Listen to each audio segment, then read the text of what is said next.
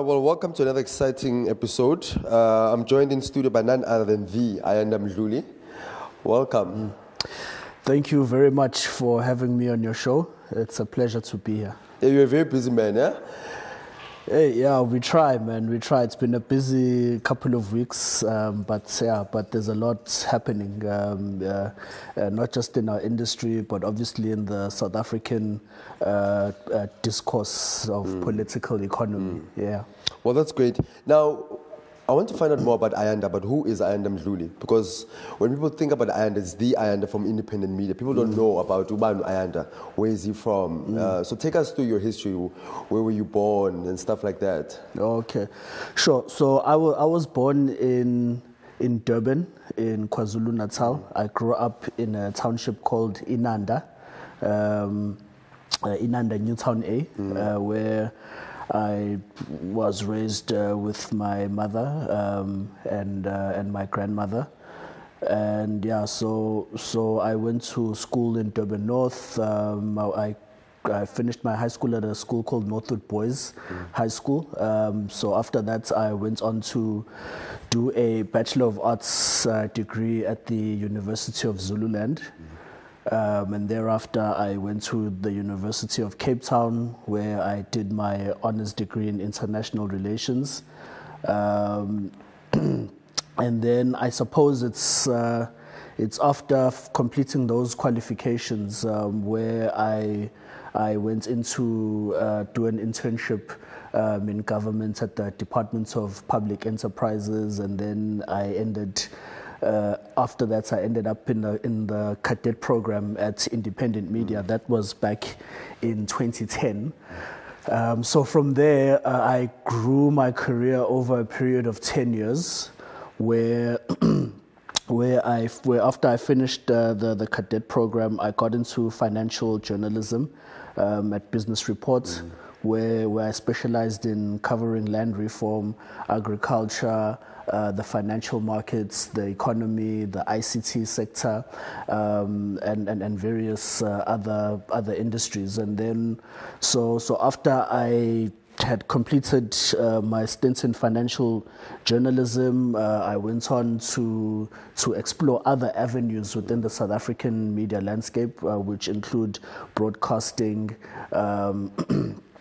radio, online journalism, or even corporate communications at some point, and then until I was a founding member of Africa News 24/7, which is a black-owned digital publication. Where I worked with journalists such as Steve Motale, Mabo Pitrampedi, Mabo Karabo Ngwepe, and where we really worked on Africa News 24/7, African Times, and we tried to build our own black-owned media houses in South Africa, and then until the road eventually led me back to independent newspapers, where I'm now the editor of special investigations. So did you always wanted to go into journalism? Because when we grow up, when you ask a child, I want to be a medical doctor, I want to be a teacher, is journalism something that you've always wanted to go into? Look, definitely. I've always been interested in current affairs. I've always been interested in politics. I've always been interested in economy. I've always been interested in what's going on around the world, what's happening around the world. So for me, going into journalism, I sort of ended up in journalism by accident, but when I got into journalism, it was exactly where I needed to be, because I had so much access to information and game changers and individuals and ministers and CEOs and various other people who are just making a difference in the world, and who are the driving force of what we see every day that in the world that's happening around us. So for me, that's exactly where I needed to be, and I grew up with newspapers. around my house when we were kids. I grew up with newspapers such as the Mercury, the Sunday Tribune, the Daily News, the Sunday Times. My mother would literally buy newspapers every single day, and I always had a newspaper to read every day. And I guess it was sort of my calling, because even when I was in high school,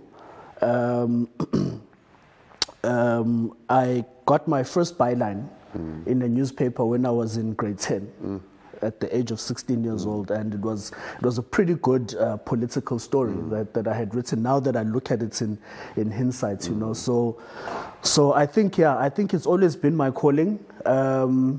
Somehow, somewhere, I was always supposed to end up in this industry. So here I am. And then you mentioned something about having black-owned media, and I think something that's beginning to gain resonance with many more South Africans, to say we need an alternative, we need something that we can call our own as black people. And now you've recently now been promoted to the Investigative Unit that you'll be heading.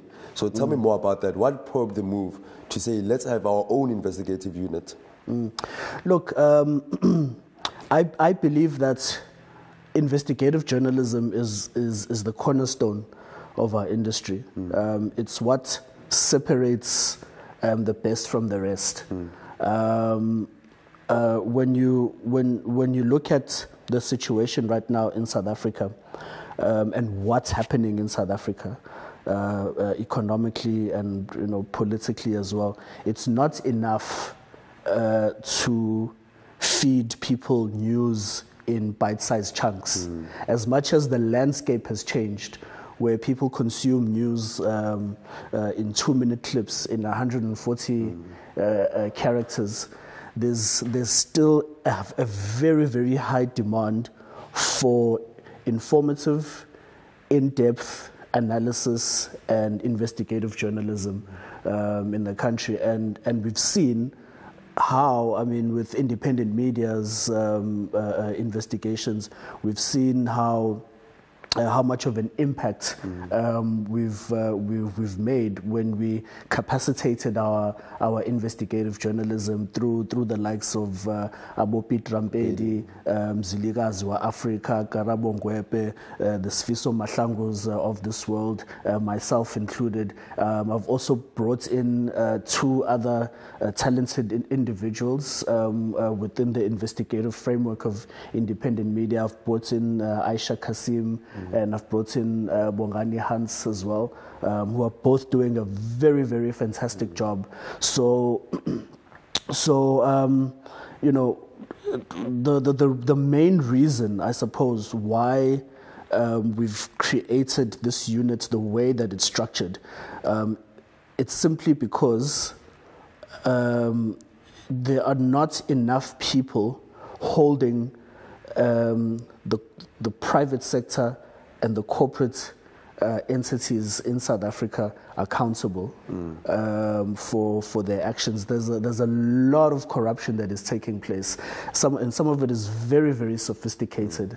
It's very complex and it's very intricate, and it's a network that spreads out and involves a large number of people. So any media house that's worth its salt needs a unit that focuses on these complex relationships in our corporate entities in South Africa. So that is why we got into that space, and we sort of that is why we got into that space, and that is why we need to continue probing all of these issues that are happening. And then just to touch on the issue that you had raised about black-owned media, historically in South Africa, our media industry has largely been white-owned, and the face of the news in terms of covering corruption in South Africa has been black.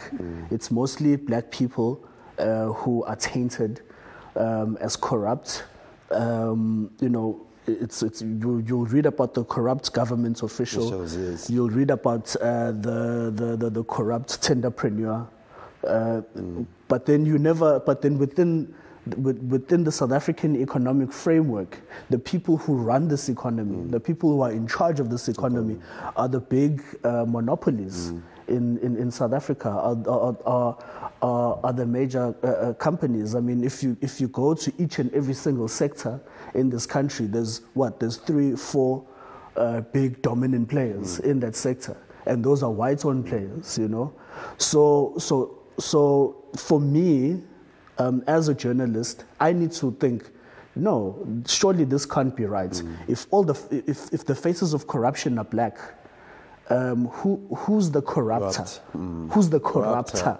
You know, behind every corrupt government official or front, so to speak, there has to be a corruptor in the back. And who's sustaining all of these organizations, and how is it impacting on our economic growth and the overall pursuit of happiness for black people? Why is it that it's our people who are subjected to poverty and who are increasingly being impacted by high levels of unemployment, yet these organizations are continuing to get richer in the face of black South Africans' adversity. So I think it's important that, you know, we have black-owned media houses that change the face of the news by probing the real issues, stories, the real stories. You know, hence I always say that, you know, every great journalist is a journalist that swims against the tide. So that's... And then you touch on a very important point, because with regards to South African mainstream media especially, there's this hogwash when it comes to corruption, which is done by corporates, which is done by white people, for example. You give it nice names like accounting irregularities, or but when it comes to government officials or a black business person, it's always hard-hitting words, corrupt, you know, there are thugs, thievery, stuff like that. Do you think also that South African media, mainstream media especially, has for a very long time perpetuated this notion of corruption being associated with blackness, you know, and does not also that to some regards, is that not racism? Look, it is. Look, absolutely. You need to look at who owns the media in South Africa. You need to look at whose interests are some of our colleagues, you know, serving, you know, especially our white colleagues. I mean, I'll give you a few examples. There, you know, where there are black executives, black business people, and black politicians. In the graphics that some of these media companies use in their content, you know, they'll always make these variations of black executives and black faces and all of that in there, and they'll make it look like, you know, they'll make the graphic look like, no, this is a thug, this is a gangster. They make it look really, really dark, you know. And then when you look at that, you'll never see, you know, prominent white business people being depicted in like that manner. Yeah, you'll never see them being depicted in that manner. You'll never see your Nikki Oppenheimers being depicted like that, your Johann Ruperts being depicted like that. There's many instances. I think there was even, I even posted it on Twitter once, where there was the cover of the Financial Mail, and it had the face of the public protector, and it was written, I think it was written public enemy or enemy of the state, something like that, but it was between those two words. I think with regards to the public protector, there's one I saw where Karen Moon posted a picture on Twitter of the public protector with an article link. And then the public protector complained, why are you using this picture specifically? Because it's demeaning. It makes me look corrupt and stuff like that. But you don't do the same with other white public figures, for example. I don't know about that, but I'm just referring to the one that I know specifically. So it was written Public Enemy or Enemy of the State. I don't remember which, and then she was in. They changed the graphic where she was in actual blackface. You know, and I'm not too sure if you're familiar with blackface and how Americans. Used blackface to mock black people and to make caricatures of black people back in the in the early 1900s. So for me, I think definitely there are still elements of our newsrooms. If you look at things like that, there are still elements of our newsrooms which are racist. And they hide behind their racism through being so-called advocates of our democracy.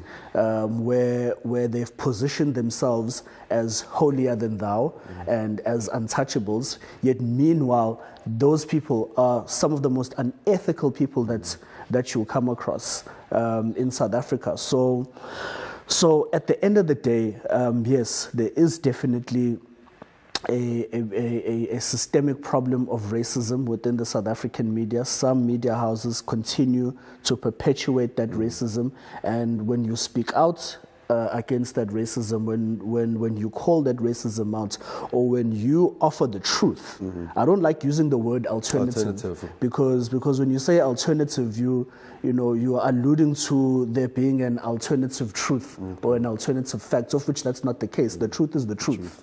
The truth is the truth. There's no two ways about it. And, there, with that said, there are still elements that perpetuate that racism. And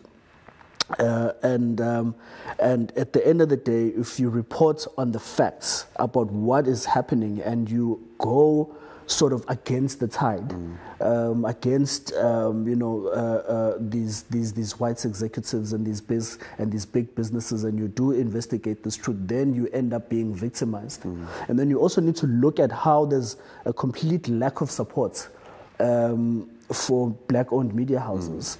A white person can open a media company and an online platform today, and it'll automatically be treated as a legitimate media house. But then as a black person, you do the same thing, and you try to go at it alone, and you start investigating people and you publish stories about those who are untouchable.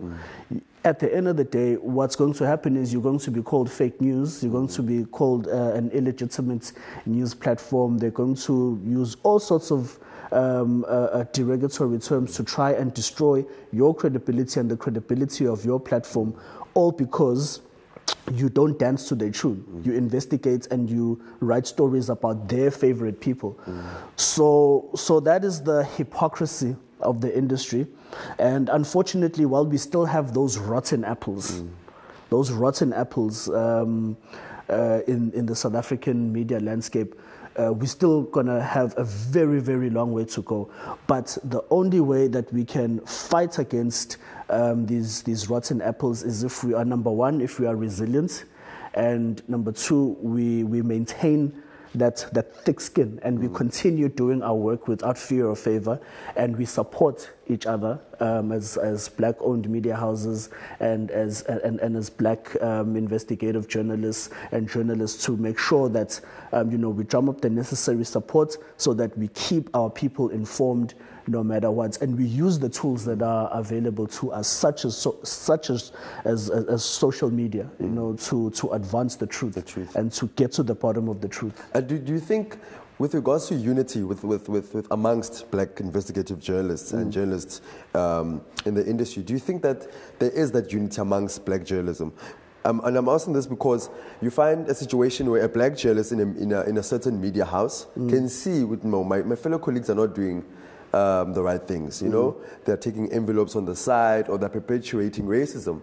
But then when one comes out against that, you find that our own brothers and sisters kind of shift away, and then we leave that one alone to face the music alone. Do you think that there's that kind of unity amongst black journalists to say, look, we're going to fight this amongst all of us, you know, regardless of which media publication you come from or media house you come from?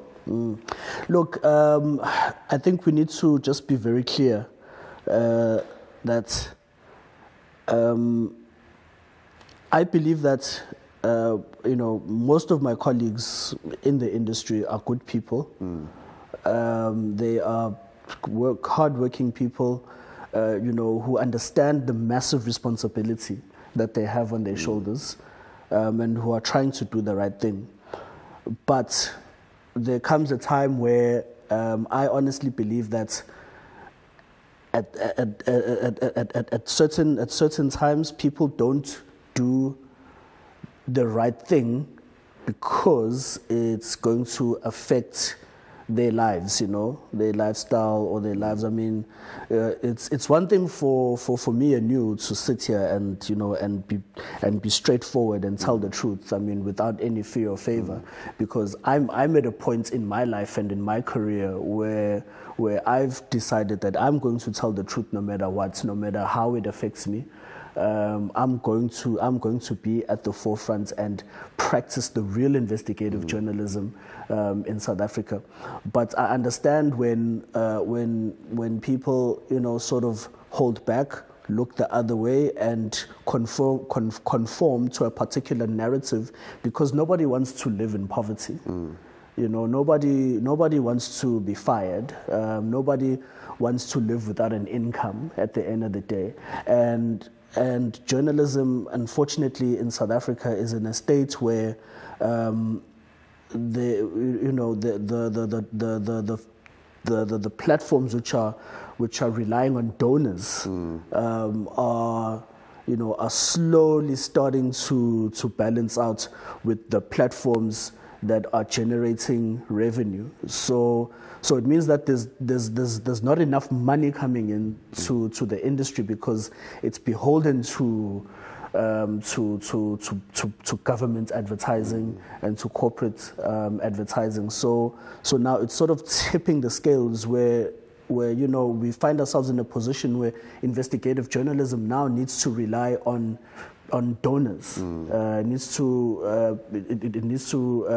rely on handouts. You know, it's not profitable anymore in South Africa to own a media house. So without the proper financial backing and the financial support, you know, it's virtually impossible for you to crack the mainstream industry. And so with that said, it then becomes very, very difficult to have an independent and objective voice if you are going to be an entity that relies on donors. Because I think it ends up sacrificing the quality of the work. I wouldn't say it sacrifices the quality of the work, but it definitely does shape the quality of the work. You know, because I mean, let's be frank. The Mail and Guardian, the Daily Maverick, and Amapungane, for instance, those three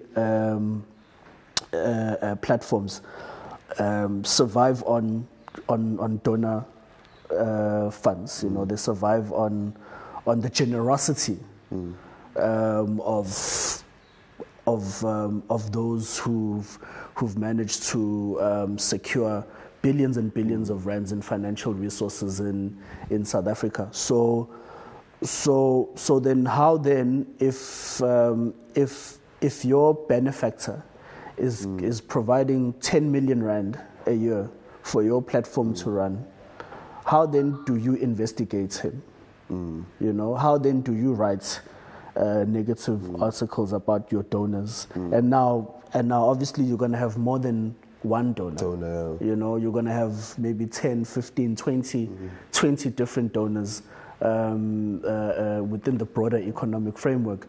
So obviously you are going to be serving the interests of your donors. Which is why time and time again, we've challenged some of these platforms to come forward with the list of who funds them, and who their donors are, so that we can see exactly who shapes the narrative, and all of that. So, and then you touched on Maiden Guardian and Daily Maverick, for example. Yeah. And I think it's obvious for people that there's this kind of going into each other's throats between independent media and Daily Maverick, you know. I think where did that start? Where did that start as a background for people who might not know? It started when independent media. Okay, so the attacks on. I'm going to speak about the attacks on independent media. The attacks on independent media started when Segunjalo took over independent media. Segunjalo, which is a black-owned corporate entity, took over independent media and started effecting transformation. It took over the company with a clear objective to transform the biggest media newspaper publishing group in Africa to a fully transformed media house, that meets the constitutional obligations of South Africa.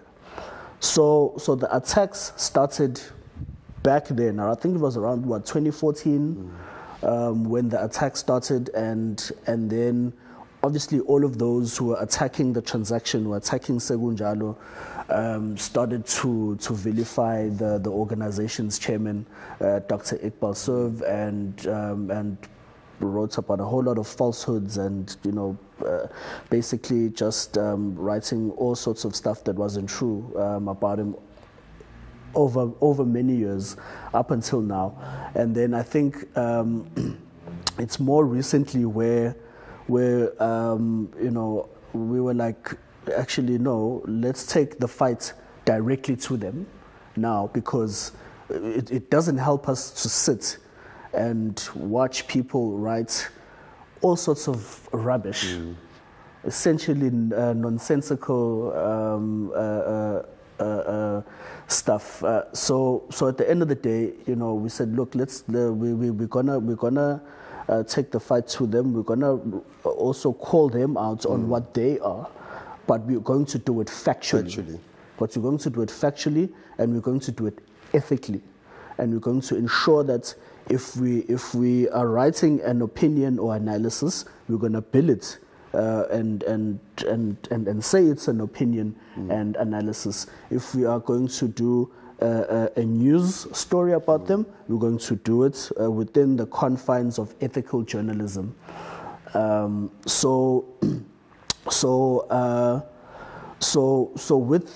with those issues regarding the Daily Maverick, I think I wouldn't want to go into too much detail, because then it becomes really, really tedious. But I think that at the end of the day, the war is obviously against the black ownership of independence. That's number one. Number two,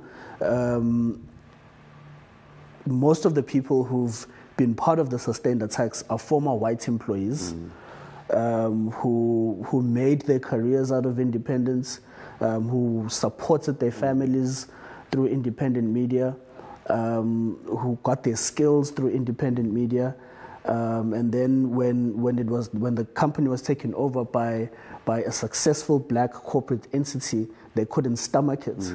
They couldn't stomach it, and they left. They had their grievances, and they left. I mean, we've all had issues one way or the other with where we work and our employers and all of that, But you don't see me going and writing articles and tens of pages of articles against former employers that I've had problems with, So mostly it's that. Yeah. So and then obviously another thing. I mean, we've got fantastic journalists in our groups, the most talented in the industry, the best of the best. We've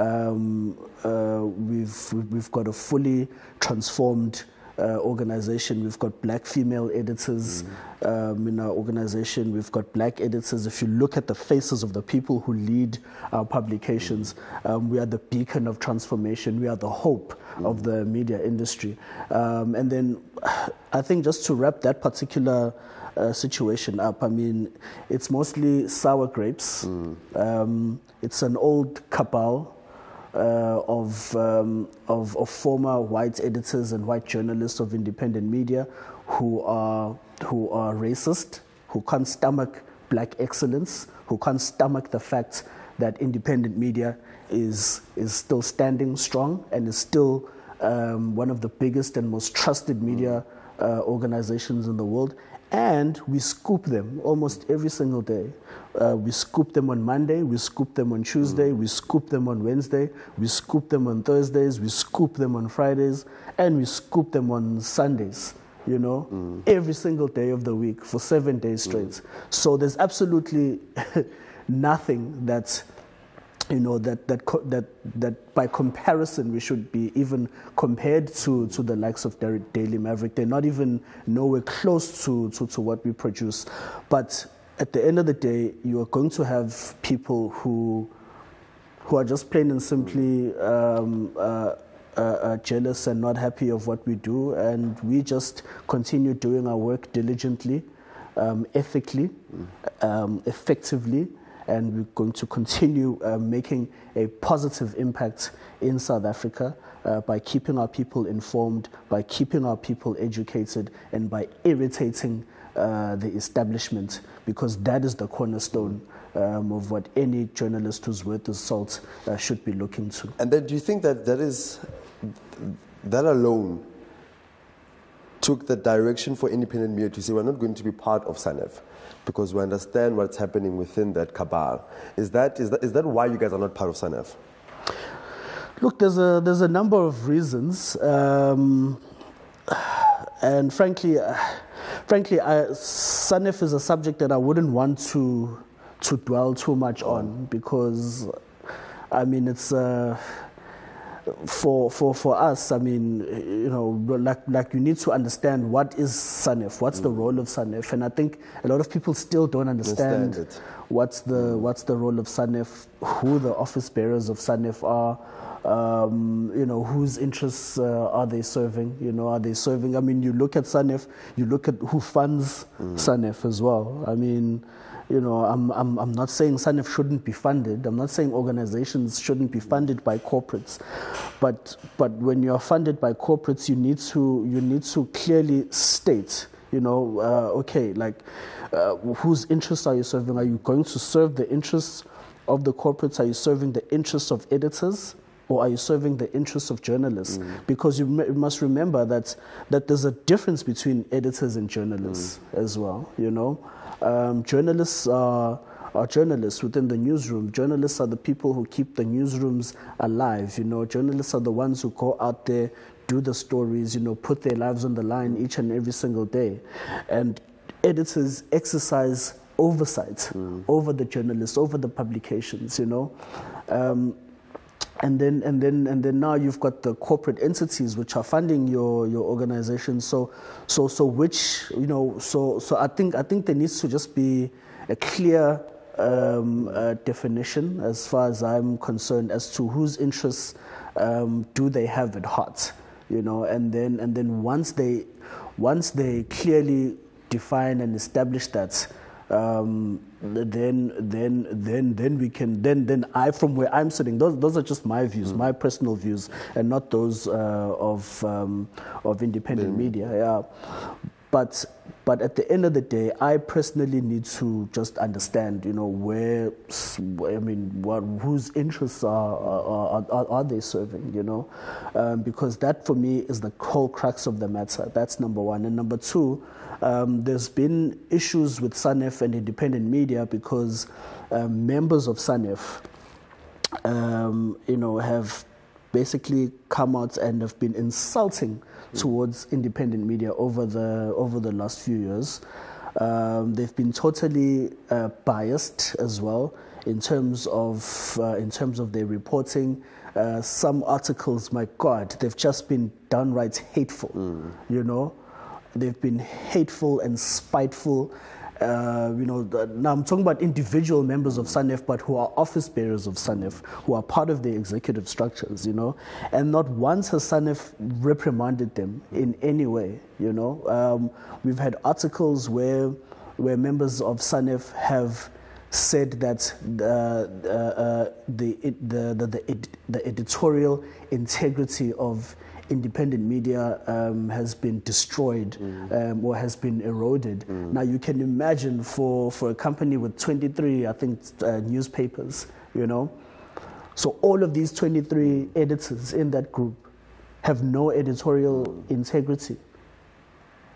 You know, and not once has Sunif ever come out to reprimand people like Adrian Basson, you know, people who've said all of these nasty things, you know, about our editors, about our chairman, you know, where you know there was a point in time where some people within our organization were insulted by Sunif at one of the events. So I think, you know, there's a lot of issues within Sunif. We have met with the new chairperson, so obviously I can't go into details about that, but I think you know, there's a lot of issues that still need to be ironed out. Yeah. But do you think that people still have that trust with Sunif? Because I mean, if you look at the dynamics, or you go to social media, or just to get the public opinion, people begin to say, like, we don't trust Sunif, we don't want to listen to you guys are irrelevant, precisely of the fact that you guys have never come out and be firm and to say, guys, you can't do this to independent media, or you guys can't do this to... It's sort of as if there are those that you can reprimand and there are those that you can't reprimand. Do you think that they'll ever gain that legitimacy to hold public opinion? Because now people begin to say, like, we don't want to take whatever you guys say seriously, because we know the kind of direction that you guys have decided to take as an organization. Look, when it comes to the issue of trust, I've been a journalist in a number of newsrooms. And unfortunately, in some of those newsrooms, I've been a journalist under certain editors who are members of Sunif, and they've treated me, you know, they never really treated me with respect. You know, they made the newsroom environment very, very toxic, where basically. You know, journalists found it unbearable to work under those people. You look at the sad, sorry state of the newsrooms in South Africa right now. At the end of the day, you know, there are people who need to go and take a look in the mirror before they can even come at independent and say, yeah, but independent this, independent that. They need to go and look at themselves in the mirror and look at how they eroded the state of the newsrooms across South Africa, and how they eroded the trust that people had towards those newsrooms in South Africa. That's why the media industry finds itself in the position that it is. It's because it's because certain editors stopped being journalists. They stopped being journalists, and instead they became factionalists. They became people who were beholden to particular corporate interests and particular factional politics within the ruling party, you know. So those people need to look at themselves in the mirror, and they need to acknowledge their toxic behavior. They need to acknowledge the fact that they've ruined people's lives, they've ruined people's dreams and ambitions. And ultimately, they must take full responsibility for that. I mean, because the reason why people don't trust certain aspects of the media today, it's because people can see through the propaganda. People can see through the agenda-driven narrative fixing that is happening within the media landscape. People are not stupid, you know. You know, there was this other friend of mine when we had a discussion this one time about the media industry in South Africa, and he said, I don't care what you think, Ayanda, but the media is there to control what people think. I held a different view. I said to inform, to educate the people, the masses, and to irritate the establishment. You know, those are my views. But he says no. But his view is that you know, the reason why, especially in South Africa, so many of these media entities are backed by are dependent on corporate generosity. It's because they are there to control what people think. And unfortunately now people are seeing through that. People are breaking those chains of mental slavery where you are constantly being fed a lie until you believe that it's the truth. You know, now people are seeing through that, through all of that, and it's a very, very interesting dynamic and a very interesting time to be in because you can see it playing itself out. And also with the advent of social media as well, you know, it's made it very, very difficult for those media houses, you know, who are beholden to that corporate generosity and donor-funded complex to control what people think. Then do you think that then who gets to hold the media accountable? Because, as you said, many careers have been damaged, many people's images have been smeared, and then I could come out tomorrow and write an article about Ayanda.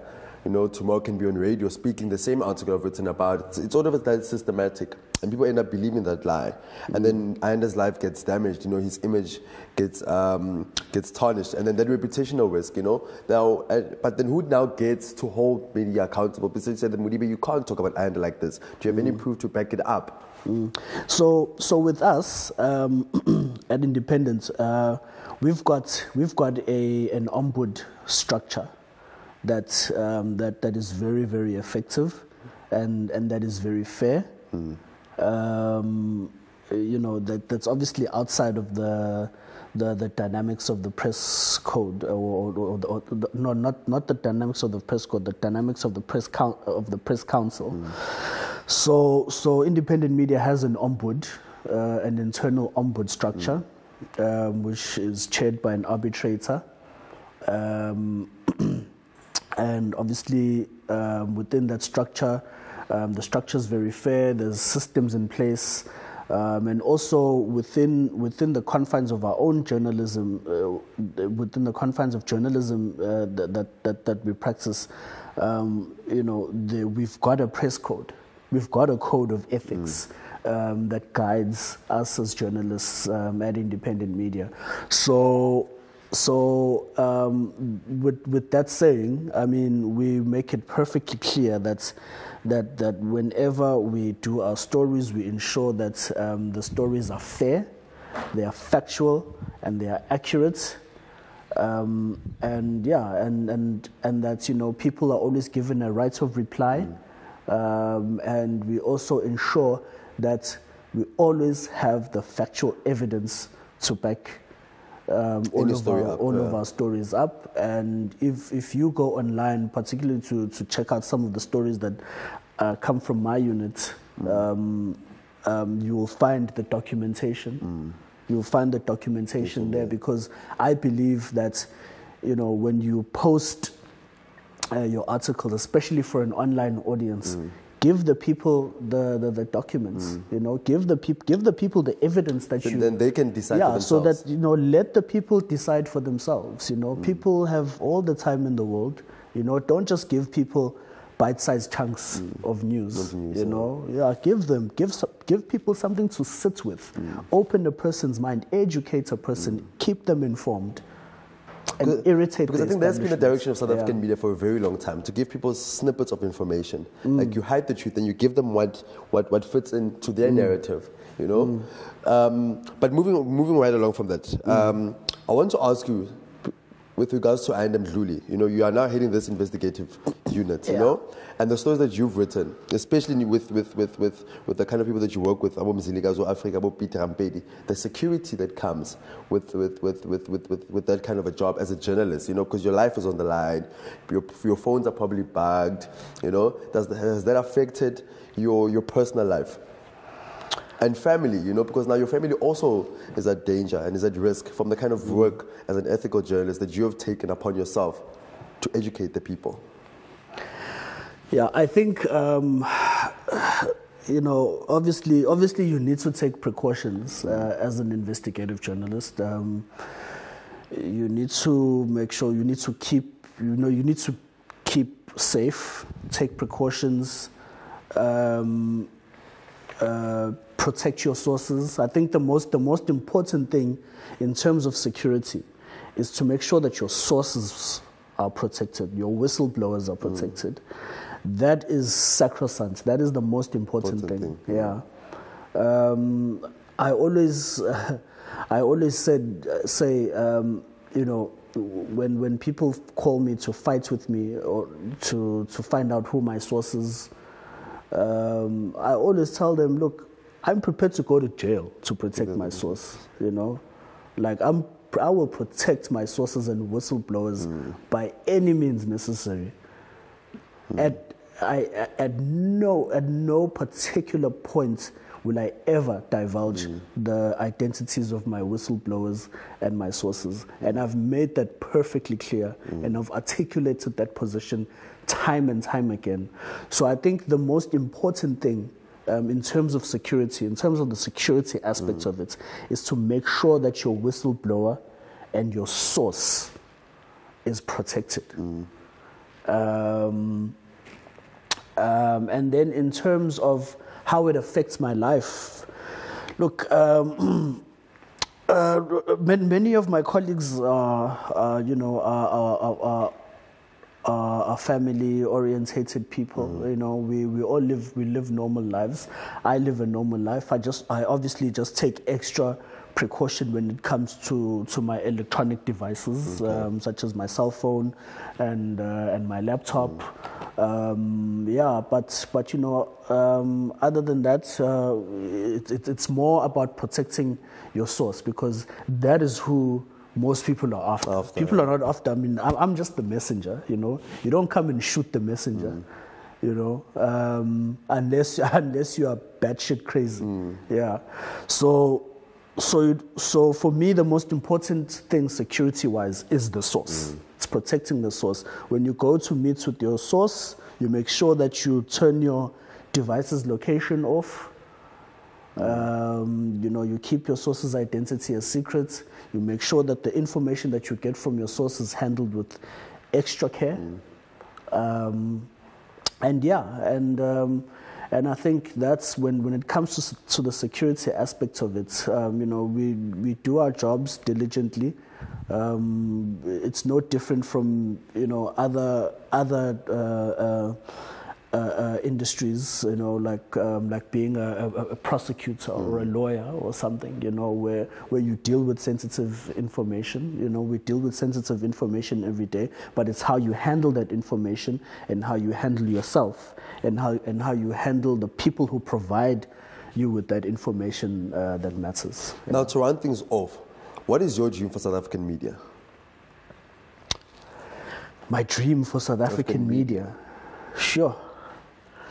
My dream for South African media is to stop the agenda-driven bickering and the infighting that is prevalent. If you've been scooped and you see that you've been scooped, I'm not saying don't go and verify my front page lead. You know, I'm not saying don't go and verify, don't follow up on it. Yes, by all means, go and verify, go and follow up on it. But then now, don't have an agenda when doing it to discredit me, you know? So right now, the media industry in South Africa is busy fighting itself, consuming itself, and it's mostly because of people who just can't stomach the fact that there are black journalists who are better than them, you know? Like, we're better than you. Get over it. You know what I'm saying? Get with the program. Do your own stories. Stay in your lane. Don't come into our business. If you don't like me for a particular reason, it's fine. Keep that to yourself. But now don't come at me and try to discredit me using your agendas and your agenda-driven journalism to do it, you know. And then, so my dream for the South African media in the short term. So I'm sorry to cut you off. Fine.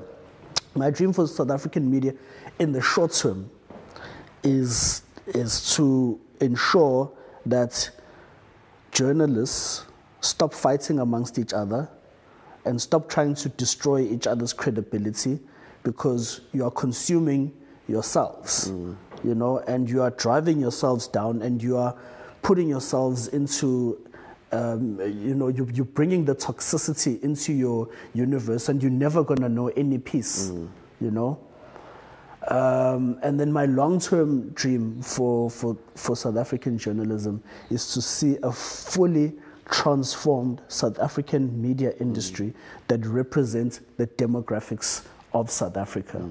And it's to see a media industry that has a symbiotic relationship or a synergy with corporates in the private sector and government in the public sector, where the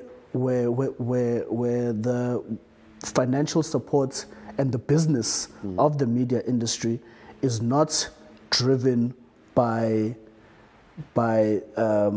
what the media house covers, you know, or by which particular narrative you are following. Like, let it be fair. I mean, government allocate, if 80% of the people in South Africa are black, then allocate 80% of your ad spend to black-owned media houses. You know? But just be simple about it. Just be straightforward. Just be fair about it. Corporate entities, you know, allocate your ad spend to black-owned media houses. Build black-owned media houses. I mean, that's the future. That's the future, you know? And then you mentioned something about the toxicity within journalists themselves, you know, always fighting amongst each other. Do you think that now journalists face the same kind of depiction as politicians? You say we can't trust them anymore. You know, do you think journalists are? Do you think that's the kind of direction that's being shaped now? Look, when I say that journalists need to stop fighting each other, I'm not talking about all journalists. I'm talking about a particular grouping. Yes. You know, of toxic individuals. That cabal. Yeah, that cabal, yes. I'm talking about those people. I'm not talking about all journalists. I mean, I bet my bottom dollar that 90% of us are good, honest people who want to see the best for our profession and who want to see the best for our country and who want to see the best of everything, you know. But then there's that particular cabal who are just downright crazy people, you know, who are just doing every single thing by driving an agenda to discredit anything that comes out of independent media. And frankly, we're not going anywhere. We're not going to stop doing what we're doing. The people have spoken. The people have spoken. Right now, more than ever, independent media, all of our titles, IOL, are the go-to platforms for news in South Africa. So, yeah, so that's what it is. Last question. What is the dream for yourself? I beg your pardon? What's your dream? What do I dream? Yeah. What's my dream? What's your dream? Or where do you want to see yourself? Let's say in the next 10 years. Where do I want to see myself? Sure. I'm already living my dream. Wow. Yeah. I'm already living my dream. You know, I've been blessed beyond measure to be part of something so great, you know, where I get to write analysis, features, news, investigative articles, do video interviews on the most prevalent issues of the day. I get to write about the most important people in our country, in our economy. I get to be part of the current affairs, and I get to be part of changing perceptions. You know, if you're thinking everything is hunky dory, no, everything is not hunky dory. This is the problem. This is what's happening in South Africa, and I'm part of that. You know, I'm part of that. I'm part of that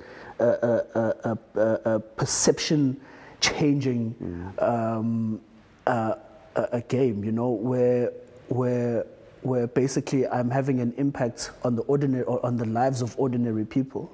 You know, and my work is out there for everybody to see. So I don't know if it gets bigger than that. But if it does, you let me know. Hey?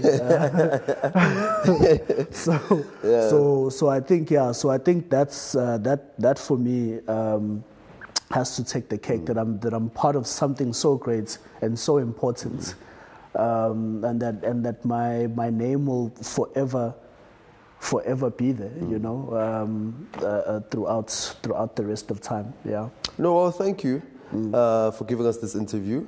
And I wish you nothing but the best, man. Sure. Yeah. All right. It's a pleasure, man. Thank you so much. Okay.